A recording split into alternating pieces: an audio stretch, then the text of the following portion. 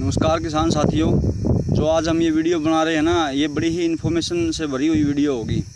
अब देखो, मैंने आपको बताया था कि मैं ऑर्गेनिक खेती कर रहा हूँ 2 एकड़ से। तो लोगों की ये धारणा है कि भाई ऑर्गेनिक खेती करने से ना एक तो प्रोडक्शन कम हो जाता है, दूसरा फिर ये महंगी ज़्यादा पड़ती है, और तीसरा ये कि भाई हमें है ना अच्छा दाम नहीं मिल पाता ऑर्गेनिक का। तो सबसे मेन चीज़ तो ये दोस्तों कि भाई है ना अच्छे दाम की कोशिश ना करें। जो हमें पहले दाम मिलता था वही दाम मिले तो भी कोई दिक्कत नहीं है। मेन चीज़ है कि हमारा प्रोडक्शन अच्छा हो और हमारा खर्चा कम हो। तो इस चीज़ को लेके हमारी ये वीडियो होएगी।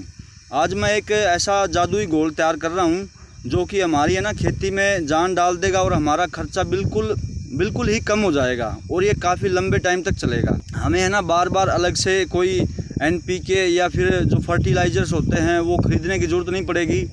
एक ही फर्टिलाइज़र हमने ऐसा बना लिया है जो कि पूरी फसलों में हर तरह के पोषक तत्व देगा। इसमें क्या क्या इंग्रेडिएंट्स मैंने डाले हुए हैं वो आगे वीडियो में आप देखेंगे। तो वीडियो को है ना अंत तक ज़रूर देखना दोस्तों। और जो हमने सामान यूज़ किया है उसकी कितनी मात्रा रहेगी, तो जब आप अच्छे से वीडियो देखेंगे तभी आपको पूरा पता चलेगा। हमारी खेती के लिए ये वरदान साबित होगा। हमें अलग से कोई यूरिया डालना, ना कोई अलग से स्प्रे करना, फूलों की झड़ने की समस्या, पत्तों का पीलापन, ये सब से निजात दिलाएगा हमारा। तो चलो वीडियो स्टार्ट करते हैं दोस्तों। ये देखो किसान साथियों, ये ले लिया हमने 2 किलो ब्लैक सीवीड पाउडर, और इसको है ना अब हम इस बाल्टी में डाल देते हैं। हमने इसमें 25 लीटर पानी लिया हुआ है, बाकी धीरे धीरे ऐड कर देंगे इसमें। ये इसमें डाल दिया और अब इसको ना डंडे की सहायता से मिला देंगे। ये देखो, इसको डंडे से हमने अच्छे से मिला दिया है। ये लिया है हमने अमीनो एसिड, ये सोया बेस अमीनो एसिड है और ये 80% में है। अब इसको भी हम ड्रम में डाल देते हैं इसमें।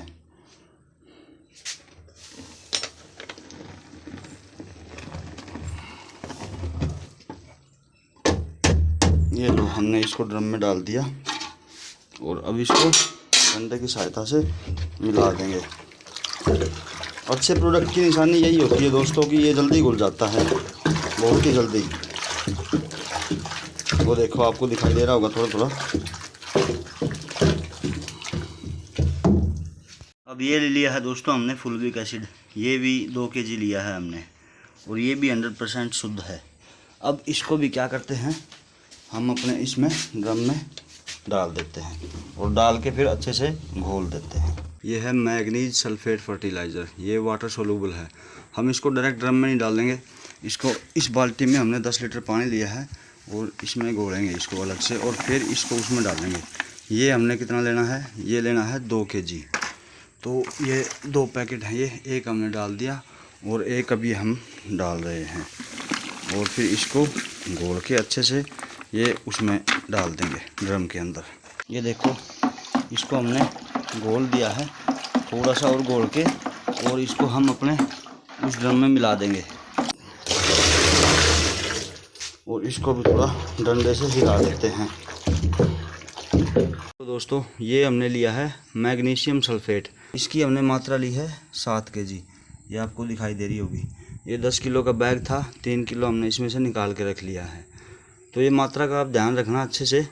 चलो अब इसको है ना अलग पानी में घोल लेते हैं। ये रही हमारी बाल्टी, और इसके अंदर इसको घोल देते हैं। ये कुछ इस तरह से दिखता है, हल्के मोटे नमक की तरह। चलो अब इसको इसमें घोल देते हैं। घुलने के बाद में कुछ इस तरह से हो गया है ये देखो, ये हमने 7 किलो मैग्नीशियम सल्फर लिया था और इसमें बाल्टी में घोल दिया। अब इसको बाल्टी में अच्छे से घोल के उस ड्रम में मिला देंगे। तो धीरे धीरे है ना उसकी पानी की मात्रा ही बढ़ती रहेगी, और बाद में जो पानी कमी रहेगा उसको पूरा 200 लीटर का ड्रम कर देंगे हम। ये कंटेंट लिया है दोस्तों हमने फेरस सल्फेट। अब ये 10 kg का बैग था तो इसलिए हमने है ना 4 kg लिया है ये, और ये इस बाल्टी में निकाल लिया है। ये कुछ इस तरह से दिखता है, हल्का हल्का ग्रीन, हल्का हल्का वाइट सा। इसको भी हम पानी में घोल के और फिर उस ड्रम में मिलाएंगे। ये देखो 4 kg 16 ग्राम। अब ये देखो दोस्तों, इसमें हमने लिया है नेक्स्ट कंटेंट, ये ब्लू कॉपर सल्फेट, नीला थोथा बोलते हैं इसको हिंदी में। ये हमने लेना है 1 किलो। तो इसका एक ख़ास बात क्या ध्यान रखनी है कि इसको है ना 1 दिन पहले आपने भिगो के रखना है। तो मैं भूल गया था इसको भिगोने के लिए, इसलिए मैंने ये बाल्टी के अंदर अभी भिगो के रखा है और इसको रात भर भिगो के रखेंगे ताकि ये घुल जाएगा, या फिर इसको गर्म पानी में घोलना है अगर साथ के साथ घोलना है तो इसको मैंने भिगो के रख दिया है। इसको कल सुबह मिलाएंगे हम। तो ये हमने लिया है 1 किलो और फिर इसको घुलने के बाद में सुबह ड्रम में डाल देंगे। अब ये देखो दोस्तों, नेक्स्ट आइटम लिया हमने जिंक फर्टिलाइज़र। ये है जिंक सल्फेट 33%। अब आपने एक चीज़ ध्यान रखी होगी, जो भी हमने फर्टिलाइज़र लिया है ना वो सल्फेट फॉर्म में लिया है। अब सल्फेट फॉर्म का क्या फ़ायदा है, ये पानी में जल्दी घुल जाता है, ये ईजी टू वाटर सोल्यूबल होता है। तो ये हमने लिया है 5 kg। मैं किसी भी कंपनी का प्रचार नहीं कर रहा, जो भी आपको अच्छी लगे आप वो ले सकते हैं। मैंने ये इफ़को का लिया है और बाकी आपने देखे होंगे सबके अलग अलग ब्रांड है। तो ये हमने लिया है 5 किलो। चलो इसको बाल्टी में घोल के और फिर उस ड्रम में डालते हैं। और एक चीज़ और ध्यान रखना दोस्तों, हम फुल्विक एसिड, अमीनो एसिड और सीविड फर्टिलाइज़र को एक साथ घोल सकते हैं पानी में। इसके अलावा बाकी जो भी फर्टिलाइज़र हमने घोलना है वो पानी में अलग अलग घोल के फिर उसके अंदर मिलाना है, एक साथ हमने नहीं डालना है। चलो अब इसको मिलाते हैं। जिंक सल्फेट हमने घोल लिया है, अब इसको बाल्टी का उठा के हम उस ड्रम में मिला देते हैं।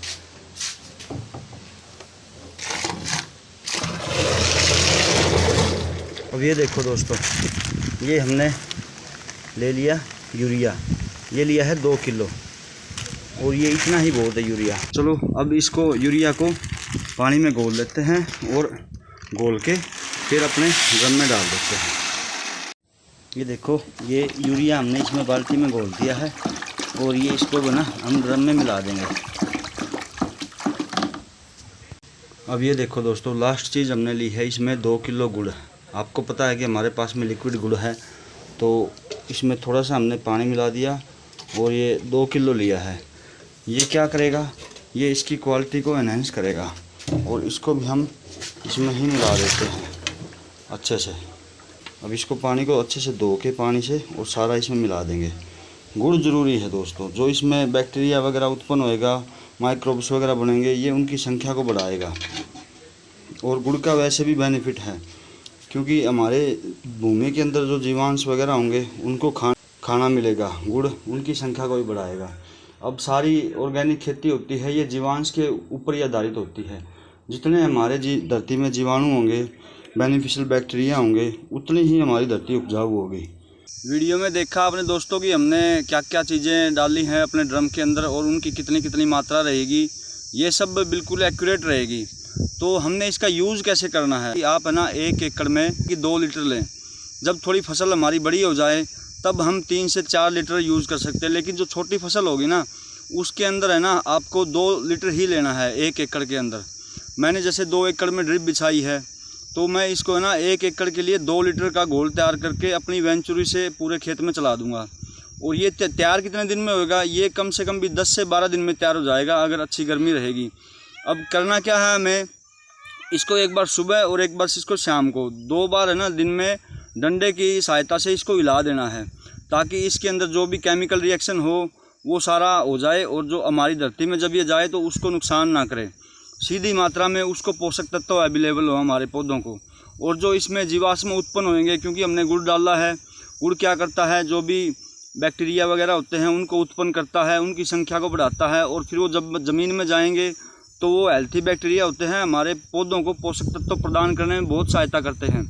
पहले जो हमारी खेती होती थी ना सिर्फ इसी के आधार पे होती थी, अब हमने ज़्यादातर ये केमिकलों का यूज़ कर करके है ना हमारी खेती को बर्बाद कर लिया है। जैसे अब इसका केमिकल रिएक्शन ना हमारे ड्रम के अंदर हो जाएगा, जो भी गैसेज वगैरह हैं निकलती हैं जो हार्मफुल होती हैं वो सब निकल जाएंगी और जो बेनिफिशियल चीज़ें रहेंगी वो हमारे पौधों को मिल जाएंगी।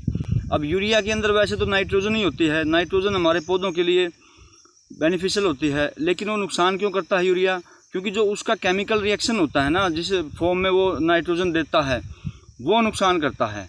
अब हमने इसमें 2 kg यूरिया लिया है, वो इसके अंदर घुल जाएगा। अब वो घुल के जो उसका केमिकल रिएक्शन से जो गैसेज वगैरह उत्पन्न होंगी ना वो सारी बाहर निकल जाएंगी और जो हमारे बेनिफिशियल जो नाइट्रोजन होगी वो हमारी पौधों में मिल जाएगी। अब ये यूज़ कैसे करना है, 10 से 15 दिन का गैप देना है, तब जाके इसको सिंचाई की विधि से चलाना है। ये चीज़ ध्यान रखें दोस्तों, इसको स्प्रे ना करें। स्प्रे करने से ना आपके फसलों के पत्ते जल जाएंगे।